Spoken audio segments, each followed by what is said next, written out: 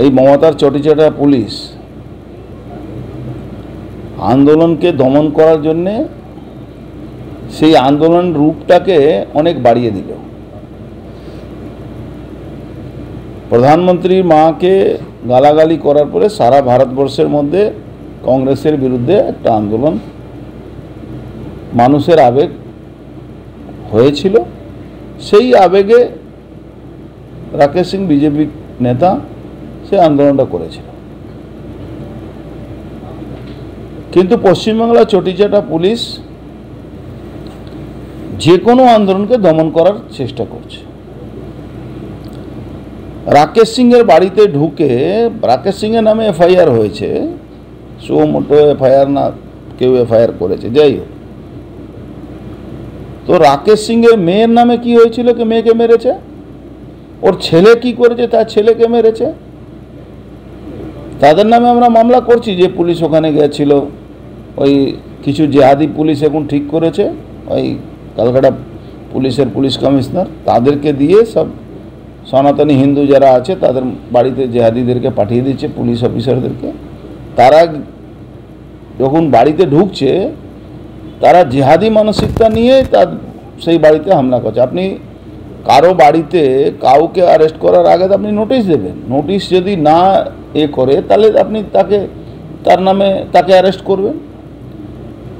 রাকেশ সিংকে অ্যারেস্ট করার আগে তার বাড়িতে ঢুকে মারধর ভাঙচুর শুরু করলো। ভারতবর্ষে কি আইন এখান থেকে আলাদা হয়ে গেছে বাংলায়? আগামী দিন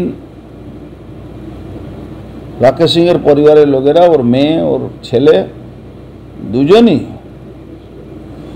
এই ক্যালকাটা পুলিশের যে অফিসারগুলো ছিল, আমরা তো বলেছি তাদের নামে মামলা হবে, বিচার হবে। বিএনএসের কোথাও আমার উপরে মামলা হলে আমার ছেলেকে মারবে, আমার মেয়েকে মারবে, এরকম কোনো। কিন্তু মমতা পুলিশ বিএনএসকে মানে না, মমতা পুলিশ আর্মিকে মানে না, মমতা পুলিশ, ও তো অস্পষ্ট দেখা যাচ্ছে কি পুলিশ কিভাবে জেহাদি মানসিকতা নিয়ে আর্মিদের থেকেও রিভেঞ্জ নিচ্ছে। এমন কিচ্ছু দেখা যায়নি, এ তো পুলিশের ক্যামেরা, কি ওর পুলিশ কমিশনারকে গাড়িকে চাপা দেবে।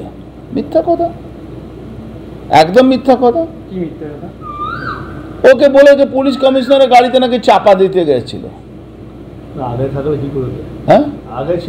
হ্যাঁ, সেটাই তো। তারপরেও বলছে কি ওখানে রং সাইডে ঢুকেছে, তার পিছনে একটা লাল গাড়ি ওই সাইডে গেছে। কি করে রং সাইড হলো? তাকে তো ধরিনি। পুলিশ কমিশনার এই পশ্চিমবাংলা কি আছে নাকি, গভর্নর হয়ে গেছে নাকি? কেউ গাড়ি আগে পিছে, কেউ ডান দিকে বাঁ দিকে যাবে না? ও কি কাকে ভুল বুঝাচ্ছেন? আর্মি কেসটা ওদের কোর্ট মার্শাল হয়, ওদের আলাদা কোর্ট আছে, ওর এফআইআর করলে হয়ে যাবে নাকি? আর্মিকে যেভাবে মমতা ব্যানার্জি, তার পুলিশ, মমতা ব্যানার্জি ইনস্ট্রাকশন এটা হচ্ছে। এই সৈকত মোল্লার কনভাই একটা মুসলমানকে মেরে দিল। সৈকত মোল্লা পীর বাবা আছেন, ওদের কি নাম, ওদের আল্লাহ আছেন, তার নামে তাকে ছেড়ে দেবে ওখানকার মানুষ। কিন্তু কিছু করার নেই, মুসলমানরা ওই কিছু পয়সা নেবে, 7 খুন মাপ, কাজ শেষ, কোনো মামলা হবে না, দেখবেন। আরও একটা প্রশ্ন হচ্ছে, যেখানে 1971 সালে বাংলাদেশের যুদ্ধের সঙ্গে তুলনা করছে, বাংলাদেশ যেভাবে পাকিস্তানিদের আক্রমণ করেছিল, বাংলাদেশকে আক্রমণ করেছিল, সেইখানে সেরকম তুলনা করছে শিক্ষামন্ত্রী। আমি বিধানসভায় ছিলাম না, নাহলে বিধানসভা ওই ব্রাত্য বসুকে না ফেলে পেটানো দরকার ছিল। ভারতবর্ষের সংবিধানের, ভারত দেশের এগেনস্টে বাংলাদেশের তুলনা ভারত সঙ্গে করবে, এই ব্রাত্য বসুর মতন দেশদ্রোহী লোকদেরকে ওখানে ফেলে পেটানো দরকার ছিল বিধানসভার মধ্যে।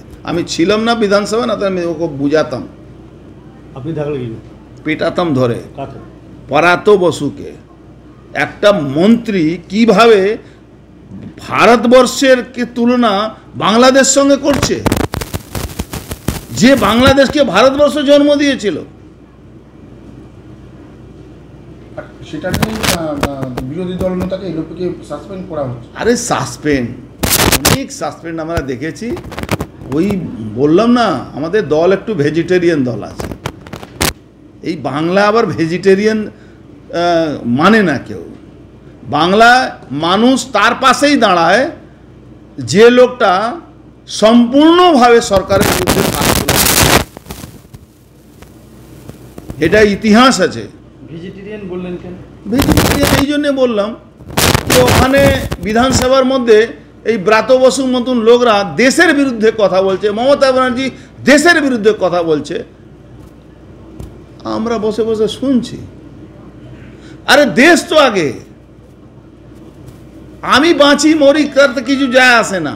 দেশ বাঁচলে নতুন জেনারেশনও বাঁচবে, দেশটাই থাকবে না, এই বাংলাটা থাকবে না। মমতা ব্যানার্জি বাংলাদেশ সঙ্গে যদি যেভাবে উনি বিএসএফকে অপমান করছেন, বিএসএফকে থ্রেটে রাখছেন, বিএসএফের নামে মিথ্যা মামলা দিচ্ছেন, সেনাবাহিনীর নামে মিথ্যা মামলা, বিএসএফ প্রথম শুরু করেছেন উনি, এখন সেনাবাহিনীর কাছে পৌঁছে গেছেন।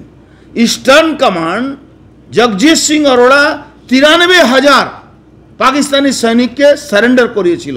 সেই ইস্টার্ন কমান্ডের যারা সেনাবাহিনীরা কাজ করছে, দেশের রক্ষার জন্য এখানে বসে আছে, সেই সেনাবাহিনীকে মমতা ব্যানার্জি বলছে পালিয়ে গেছে। মমতা ব্যানার্জিকে সেনা ওই গারাদের মধ্যে ওই ফোর্ট উইলিয়ামে ওর নামে এফআইআর করে নিয়ে যাওয়ার, কোর্ট মার্শাল করা উচিত আছে। এই মমতার চটিচাটা পুলিশ আন্দোলনকে দমন করার জন্যে সেই আন্দোলন রূপটাকে অনেক বাড়িয়ে দিল। প্রধানমন্ত্রীর মাকে গালাগালি করার পরে সারা ভারতবর্ষের মধ্যে কংগ্রেসের বিরুদ্ধে একটা আন্দোলন, মানুষের আবেগ হয়েছিল। সেই আবেগে রাকেশ সিং বিজেপি নেতা সে আন্দোলনটা করেছিল। কিন্তু পশ্চিমবাংলা চটিচাটা পুলিশ যে কোনো আন্দোলনকে দমন করার চেষ্টা করছে। রাকেশ সিংয়ের বাড়িতে ঢুকে, রাকেশ সিংয়ের নামে এফআইআর হয়েছে, সুমোটো এফআইআর না কেউ এফআইআর করেছে, যাই হোক।